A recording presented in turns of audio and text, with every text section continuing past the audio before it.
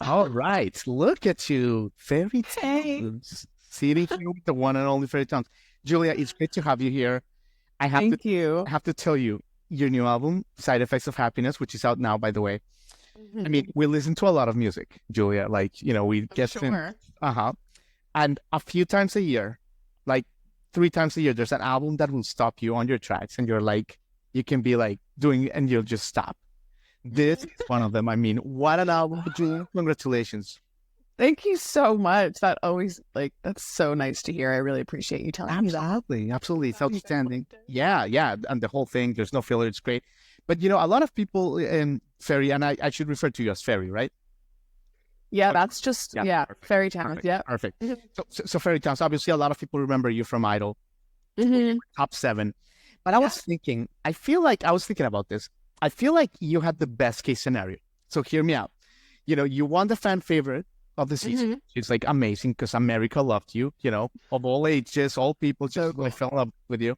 And you got far enough where I think everybody got to know your name, like really familiar, and your music and your voice and your artistry. But you also weren't too tied up with like the contract stuff and all that nitty gritty.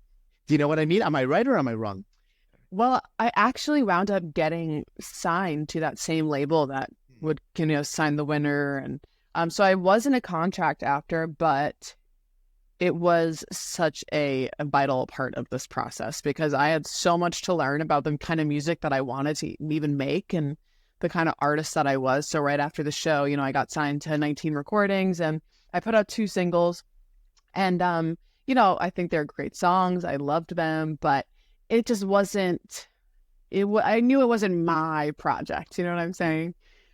So I'm I'm really happy I had that opportunity to kind of like work through my creative process and what kind of music was, you know, um, like what it was that I really needed to put out at that time. But yeah, the whole experience was incredible. Top seven, like what the heck, that blew my mind. And yeah, I'm really grateful for American Idol. And Hell yeah. Of course, Fairy Towns. And your songs, whether it's like, Still Mad, which we love, hmm or Ruby or whatever, they have an air, I was thinking about this, they have an air of literature to them. Like it hmm almost sounds like you're reading some great literature to it. We found out you're an avid reader. hmm And that makes perfect sense. Like you love to read, right? Like that's a big part of your process. I love to read. Yeah, love to read. So And like go ahead. I was like, no, my favorite part, even just like watching films or TV or reading, there's people just say some really good stuff. You know what I mean? There's so much gold just happening around me, like all the time. So when I'm reading a book, and then I can just so easily get inspired by the way somebody just words a sentence or so yeah, reading is a huge tool of mine for just the way I write. Yeah, totally. Like on the road and everything, you find time to do it.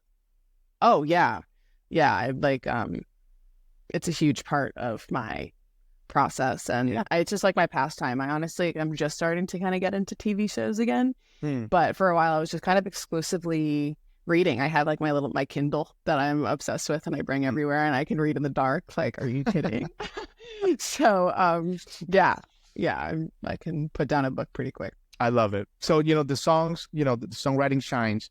But another thing is like, I was thinking about this. Like some songs you're gonna have like some alt rock, some of them you get some grunge, some you get some pop, and it's fascinating. Like because you really do display like your whole like range here, and researching your influences. I mean, there's everything from Boston's like More Than a Feeling to like Brandy Carlisle, and like folk, Bob Dylan, whatever.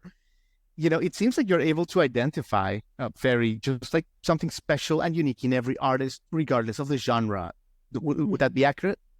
Yeah, I mean, I think just being a music lover, period. If you're a music lover and an artist, it's like a blessing and a curse because I have so many influences and I love so many genres and I love writing in all of those genres. But then when when it comes time to compile an album, like that can be kind of a roadblock because you're like, wait, but I need this to sound concise and yada yada. You Right. can really get in your head about it.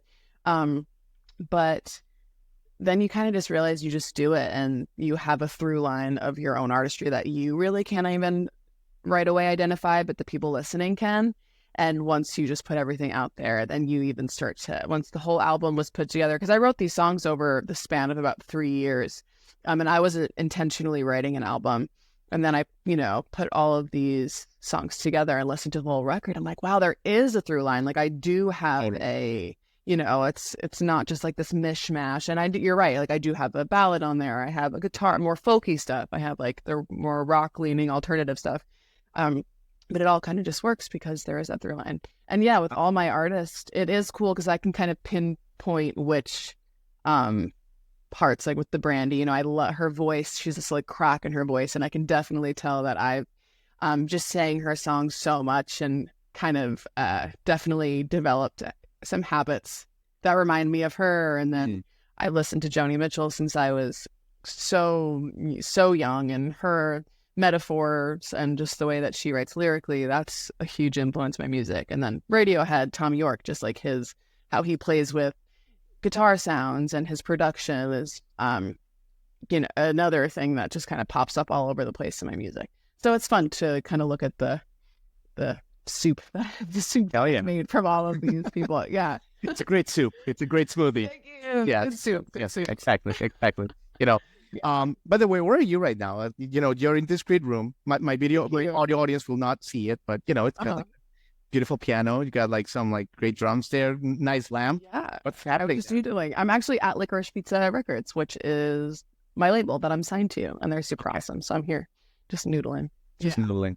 So by noodling, you're creating. That's what you mean. Yeah, literally like right before I got on, I was just playing through some songs that I had from high school that I haven't played in a minute, and that was really fun to kind of just bang them out again. That's wild to me. Explain that to me, because you went to high school in New York, right? And yes, yeah, and like in Staten Island or whatever. But explain that. So you have like old songs, and like if they are good, like are you like maybe like one day this will I'm actually considering. I was just playing through this one song, and I have a show at the Roxy on October 10th. And I was just like, should I play this? Like, should I rewrite this and play this? And I think I'm going to. So that's hell yeah. Fast. But yeah, I went to high school actually in Manhattan, and then I took that's right. the ferry, and that's why I started to go by my project as Ferry Townes. Yeah. It's kind of an homage to my morning commute, to my everyday commute, which was the Staten Island Ferry. But yeah, I was constantly, I think high school was the most inspired I think I'd ever been when it came to writing music. I was writing every day. I probably have like a folder somewhere of maybe 300 songs from high school. Just so, and I wrote really different. Like I was way more in my Radiohead phase. So I have just some interesting stuff going on there that I kind of abandoned in my pop loving. After American Idol, I kind of got into like what's a digestible, like mainstream kind of sound that I can dive into. But I love now that I have a better grip on, who I am as an artist and what I'm doing, I'm kind of revisiting that old stuff and being like, wow, this is actually really dope. Like I have to, I have to put this back in my set somewhere. So literally right before that, I was just doing that with a song called I love that. Rediscover your Radiohead, the band's roots. Yeah. We're all for it, Ferry Townes. Let me ask you about your year in LA, if you don't mind. You spent a year in LA, right? Yes, I did spend a year. How was that? Because I mean, you are from the New York area. You went to LA. You've been this like rising star, but then you came back. How was your year in LA? It was interesting. I think at this point, I've just watched kind of the past 4 years go by, and I see now that everything happened for such a specific reason. I mean, that year in LA, I wrote Still Mad, Where's the Line, Be Here, the first single I put out, Ruby. Like it was just such a magical year for writing. Because it was also one of the weirdest years of my life, which totally calls for like a writing moment. But I miss New York. I did. I have younger siblings, and my whole family's there. I have a whole lot, family, cousins, aunts. Like I have a huge family, and they all live on Staten Island. And something was just telling me to kind of go back, and it was a great choice because it was definitely where the inspiration that I needed at that time was at. So totally, yeah, I'm definitely like an East Coast girly. So it was cool being back there, and it's cool being out here again. And but I definitely have a sweet spot for New York. Well, also you're so grounded, and like, you seem to know like what matters in life, like family values and all that. And you seem to like really know that the secret to living is giving. And this applies with like a lot of it, like with your brother Jackson, for example, right? I mean, I know that, you know, he grew up a little bit with like not speaking autism, and the fact that like you've been able to kind of like channel your art into like, giving back to people like him and people with all this sorts of stuff. I think that really adds a lot of like authenticity to who you are as a human, and it shines through the music. Thank you. Yeah, I mean, once I got to know, obviously, Jackson's my brother, so I've known him his whole life and for 13 years of mine. But then I started to get more involved in the autism community and work with, other students. I kind of exclusively taught kids on the spectrum. Like that's what I wanted to do with teaching after Idol. And my life just completely changed. Like what a example of just no ego and honesty. And it's just, those kids really changed my life. So now it's awesome to have that as a part of my drive to want to be, reach a certain level of success so I can help, kind of put them on just more of give them more of a platform and do whatever I can to give back to that community. And because it's very, very important to me. Yeah, Jackson is such a special kid, and I just lit up when you brought him up because I talk about him every chance that I. That is such an important thing, Ferry Townes, because this industry is hard, like as we know, and there's days that like if you don't have anything that's bigger than yourself that pulls you, the days that you don't have it to push are the hardest ones. If you know what I mean. Yeah, absolutely. But Ferry Townes, thanks for your time. Let me leave you with this. When are you coming to Nashville? Because there is a big lack of Ferry Townes, music here. There's a big scene happening here, but I think that, we'd love to have you. When are you touring? What are your plans? So yeah, hopefully we'll find out. I can let you know about touring super soon, but I love Nashville. My best friend in the universe lives there. So last year, especially, I was there probably every 2 months. So I'll be back and I'll definitely let you know when. Fantastic. Yeah. Congratulations again on really one of the best albums of the year. I mean, it's outstanding. Thank you so much. Oh, that means so much to me. Yeah, continue doodling and continue making a hit record. And then you can be like, you know what? J-Rod inspired us. And now we're here holding a Grammy. Thank you, J-Rod. That's what I'm saying. Yeah, get ready, J-Rod, for your on-stage moment. I love it. Have a great day.